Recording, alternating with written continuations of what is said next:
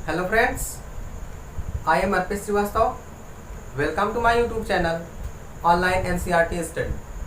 Friends, आज के video में हम बात करेंगे क्लास 6 की geography, the earth in the solar system part 2। तो फ्रेंड्स, पार्ट 2 जो आज बेस्ड है हमारा मून एंड इट्स फेसेस पर। तो चलिए फ्रेंड्स, वीडियो को स्टार्ट करते हैं। तो फ्रेंड्स, मून को समझने से पहले चलिए हम समझते हैं सैटेलाइट को। सैटेलाइट मीन्स उपग्रह। Satellite is a celestial body. Satellite क्या होते हैं?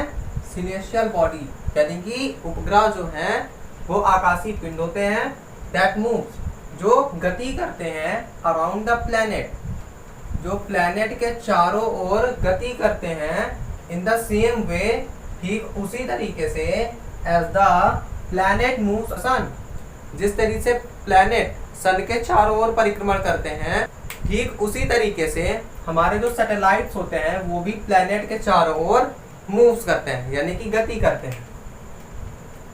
Satellite do not have their own light. अब सैटेलाइट्स के पास खुद की लाइट नहीं होता है, बट लेकिन वे रिफ्लेक्ट करते हैं, यानी कि परावर्तित करते हैं द लाइट ऑफ द सन, सूरज की रोशनी को, यानी कि जो सूरज से लाइट आती है वही लाइट वो रिफ्लेक्ट करते हैं ताकि हम उन्हें देख सकें।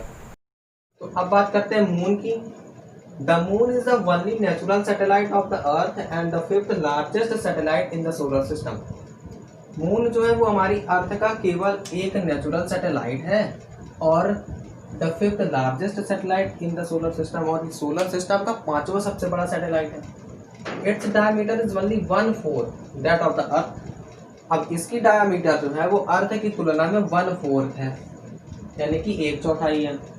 इट अपीयर सो बिग, ये हमें बहुत बड़ा दिखाई देता है, बिकॉज क्योंकि इट इज क्लोजर, ये बहुत पास है टू अवर प्लेनेट, हमारे प्लेनेट के, देन अदर सिलेस्टियल बॉडीज, दूसरे सिलेस्टियल बॉडीज की तुलना में, यानी कि दूसरे आकाशीय पिंडों की तुलना में ये हमारे प्लेनेट के बहुत पास है, इसलिए ये हमें बड़ा दिखाई देता है। There is neither air nor water on the moon. अब मून पर ना तो एयर है और ना ही वाटर है। इट इज वेरी हॉट, अब ये बहुत ही ज्यादा गर्म होता है ड्यूरिंग द डे, यानी कि दिन के समय में इसका तापमान 120 डिग्री सेंटीग्रेड होता है, एंड और वेरी कोल्ड, और बहुत ही ज्यादा ठंडा होता है ड्यूरिंग द नाइट, रात के समय में इसका तापमान -120 डिग्री सेंटीग्रेड होता है, इसलिए बहुत ही ज्यादा ठंडा होता है। It is about 384,000 kilometre away from us. अब ये पृथ्वी से, यानी कि जो अर्थ और मून की डिस्टेंस है वो पृथ्वी से 384,000 किलोमीटर है। The moon moves around the earth in about 27 days. जो मून है वो अर्थ के चारों ओर 27 डेज में एक राउंड कंप्लीट कर लेता है। It takes exactly the same time to complete one spin. अब इसको सेम टाइम, यानी कि यही जो 27 दिन में ये अर्थ के चारों ओर एक राउंड कंप्लीट करता है, उतने ही दिनों में ये एक स्पिन भी कंप्लीट कर लेता है, यानी कि एक रोटेशन भी कंप्लीट कर लेता है। The moons gravity is 1/6 that of the earth. अब इसकी जो ग्रेविटी है वो अर्थ की ग्रेविटी की तुलना में 1/6, यानी कि 1/6 भाग है। इट मीन्स, इसका मतलब you can jump higher, you can jump about 6 times higher on the moon. इसका मतलब हम मून पर अगर जंप करेंगे तो अर्थ की तुलना में हम 6 गुना ज्यादा जंप कर सकते हैं। Your weight on the moon will be only 1/6 that on the earth. और हमारा वेट भी जो होगा वो अर्थ पर जाके 1/6 हो जाएगा, यानी कि अगर हम मान लीजिए अर्थ पर 60 kg के है तो हमारा वेट जो है वो मून पर हो जाएगा, यानी कि वेट ऑन मून जो होगा वो 10 kg का बचेगा। फिर देखिए, तो इसी का मतलब हो गया 1/6। There is no life on moon. सबसे बड़ी बात है, यानी कि सबसे इंपॉर्टेंट बात, देयर इज नो लाइफ, कि मून पर कोई भी लाइफ, यानी कि मून पर जीवन नहीं है। तो फ्रेंड्स, अब हम बात कर रहे हैं, there are 8 faces of the moon. हमारे पास मून के कितने फेस होते हैं? 8 फेस होते हैं। तो सबसे फर्स्ट होता है न्यू मून और अमावस्या, सेकेंड होता है वैक्सिंग क्रिसेंट, थर्ड होता है first quarter, fourth waxing gibbous, 5 full moon और पूर्णिमा, 6 वेनिंग गिबस, 7 होता है लास्ट क्वार्टर एंड 8 होता है वैनिंग क्रिसेंट्स। तो फ्रेंड्स एक बार फिर से देख लीजिए, there are 8 faces of the moon. Number first new moon और अमावस्या, second waxing crescent, third first quarter, fourth waxing gibbous, 5 full moon और पूर्णिमा, 6 नंबर होता है हमारा वेनिंग गिबस एंड 7 नंबर होता है last quarter and 8 waning crescents. तो आइए फ्रेंड्स अब बात करते हैं न्यू मून के बारे में। फ्रेंड्स अब हम बात करने वाले हैं फर्स्ट न्यू मून और अमावस्या। न्यू मून क्या होता है? तो देखिए, it is the first face of the moon. Moon का ये सबसे पहला फेस होता है। ड्यूरिंग दिस फेस, इस फेस के दौरान the moon is not visible, moon हमें दिखाई नहीं देता यानी कि विजिबल नहीं होता है, बिकॉज क्योंकि इट्स इल्यूमिनेटेड साइड यानी कि जो इसकी प्रकाशित साइड होती है, यानी कि इल्यूमिनेटेड साइड यानी कि प्रकाशमान साइड जो होती है, is away from the earth, वो अर्थ से दूर होती है। It is a new moon night और अमावस्या, और इसी को हम लोग न्यू मून नाइट और अमावस्या कहते हैं। न्यू मून नाइट इसको इसलिए भी कहते हैं क्योंकि इस दिन से मून हमारा जो है वो निकलना चालू होता है। निकलने का मीन्स है कि इस दिन से मून का जो इल्यूमिनेटेड साइड होता है वो अर्थ के धीरे धीरे पास आने लगता है। तो इसी को हम लोग न्यू मून नाइट भी कहते हैं और अमावस्या भी कहते हैं। तो अब आइए बात करते हैं वैक्सिंग क्रिसेंट्स क्या होता है हमारा। The moon appears to be partially but less than 1/2 illuminated by direct sunlight. अब इसमें क्या होता है, जो हमारा मून होता है वो पार्शली दिखता है यानी कि हमें बहुत ही छोटा यानी कि बहुत ही कम दिखाई देता है। लेस देन 1/2, ये 1/2 से भी कम हमें दिखाई देता है। इल्यूमिनेटेड बाय डायरेक्ट सनलाइट, जो डायरेक्ट सनलाइट से प्रकाशित होता है। मीन्स जो हमारा वैक्सिंग क्रिसेंट होता है वो हमें मून के 1/2 से भी कम दिखाई देता है सन की डायरेक्ट लाइट की वजह से। अब बात करते हैं हम अपने तीसरे नंबर की, तो जो है हमारा फर्स्ट क्वार्टर। तो अब देखिए ये कौन सा फेस होता है मून का। 1/2 of the moon to be illuminated by direct sunlight. अब जो हमारा फर्स्ट क्वार्टर होता है उसमें हमें 1/2 ऑफ द मून तो उसमें हमें मून का पूरा 1/2 यानी कि आधा भाग हमें पूरा डायरेक्ट सनलाइट से इल्यूमिनेटेड दिखाई देता है। यानी फर्स्ट क्वार्टर में मून का आधा भाग हमें प्रकाशित दिखाई देता है। फिर देखिए वैक्सिंग गिबस क्या होता है। फोर्थ नंबर हमारा waxing gibbous. The moon appears to be more than 1/2 but not fully illuminated by direct sunlight. अब इसमें क्या होता है हमारा waxing gibbous. The moon appears to be more than 1/2, moon जो होता है वो हमें 1/2 से ज्यादा दिखाई देता है यानी कि आधे से ज्यादा दिखाई देता है। बट लेकिन नॉट फुली इल्यूमिनेटेड, लेकिन ये पूरा प्रकाशित नहीं होता यानी कि पूरा इल्यूमिनेटेड नहीं होता है by direct sunlight. Direct sunlight से ये पूरा इल्यूमिनेटेड नहीं होता है, इसलिए कि हमें 1/2 से ज्यादा दिखाई देता है। फुल मून क्या होता है। अब देखिए fifth number. The moon appears to be completely illuminated by the sunlight because the illuminated side of the moon faces the earth. It is full moon night और पूर्णिमा। अब देखिए तो the moon appears to be completely illuminated by direct sunlight।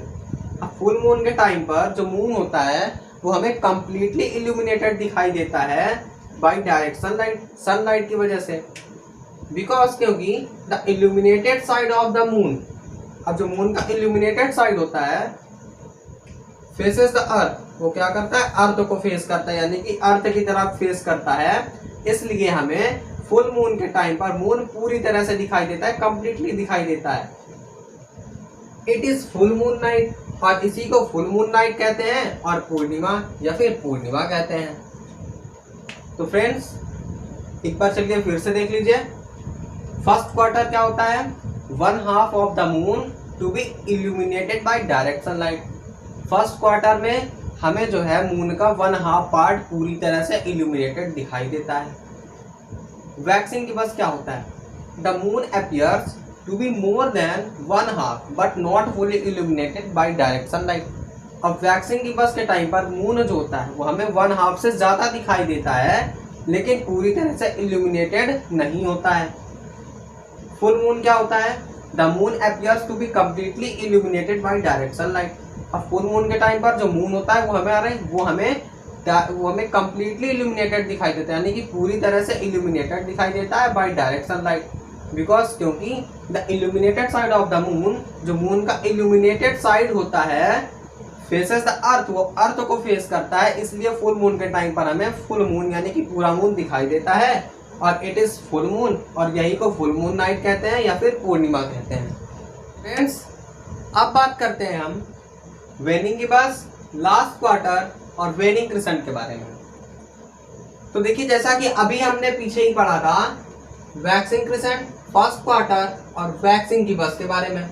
तो जैसा कि इन तीनों का face of moon होता है, सेम वही फेस ऑफ मून इनका भी होता है। मीन्स वैक्सिंग क्रिसेंट का फेस ऑफ मून वेनिंग गिबस के फेस ऑफ मून के सेम होता है, बट इन दोनों में डिफरेंस कितना होता है, डायरेक्शन का डिफरेंस होता है। फ्रेंड्स, ये हमारा दूसरी डायरेक्शन साइड बनता है, ये दूसरी डायरेक्शन साइड बनता है, लेकिन जो फेस ऑफ मून बनता है वो दोनों में सेम होता है। तो फ्रेंड्स, इसी तरह के इनमें यानी कि ये तीन जो हमारे बचते हैं, वेनिंग गिबस, लास्ट क्वार्टर और वेनिंग क्रिसेंट का जो फेस ऑफ मून है वो वैक्सिंग क्रिसेंट, फर्स्ट क्वार्टर और वैक्सिंग गिबस के फेस ऑफ मून के बराबर होता है, यानी कि सेम होता है, लेकिन डायरेक्शन उनकी चेंज होती है।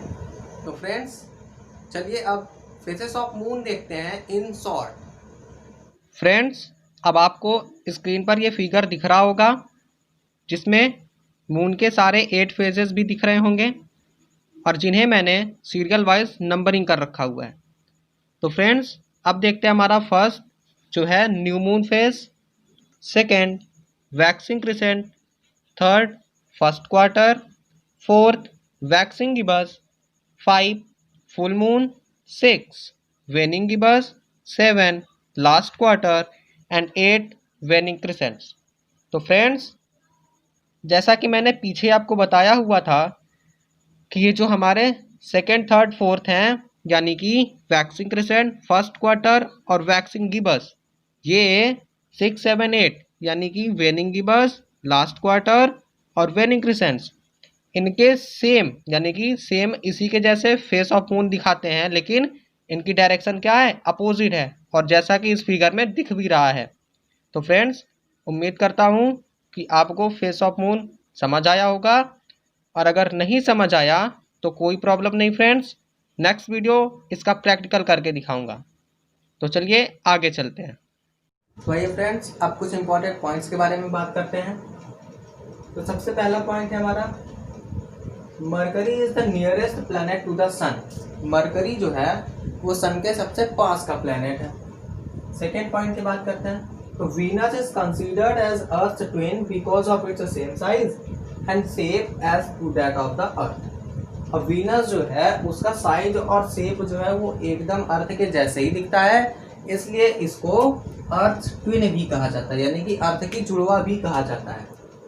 Mars called also a red planet. Mars को हम लोग रेड प्लैनेट भी कहते हैं because of the presence of ferrous oxide, क्योंकि इस पर फेरस ऑक्साइड की उपस्थिति है, यानी कि प्रेजेंस ऑफ फेरस ऑक्साइड है, इसलिए इसकी सरफेस जो है हमें रेड दिखाई देती है, इसलिए हम इसको रेड प्लैनेट भी कहते हैं।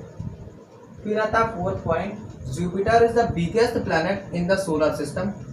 हमारे सोलर सिस्टम यानी कि सौर मंडल में सबसे बड़ा ग्रह कौन सा है, तो वो है Jupiter. This is mainly made from hydrogen. अब ये मेनली मेड है किससे, हाइड्रोजन से, यानी कि जुपिटर हमारे सौर मंडल यानी कि सोलर सिस्टम में सबसे बड़ा है, और ये किससे बना हुआ है, तो ये हमारा बना हुआ है मेनली हाइड्रोजन से। फिर आता है हमारा fifth point, Saturn is the second largest planet in the solar system. अब जो हमारा सैटर्न है यानी कि शनि जो है वो सेकेंड यानी कि दूसरा सबसे बड़ा प्लैनेट है, यानी कि ग्रह है इन द सोलर सिस्टम, हमारे सौर मंडल में। तो फ्रेंड्स, आइए अब एक चार्ट के बारे में बात करते हैं जिसमें दिया हुआ है हमारे planets number of days to complete a revolution and number of satellites. तो चलिए बात करते हैं सबसे पहले मरकरी की। तो मरकरी एक रिवॉल्यूशन कंप्लीट करने में 88 डेज लेता है और इसके नंबर ऑफ सैटेलाइट्स हैं 0। अब आता है वीनस। वीनस लेता है 224 डेज एंड 7 आवर्स और इसके नंबर ऑफ सैटेलाइट्स 0।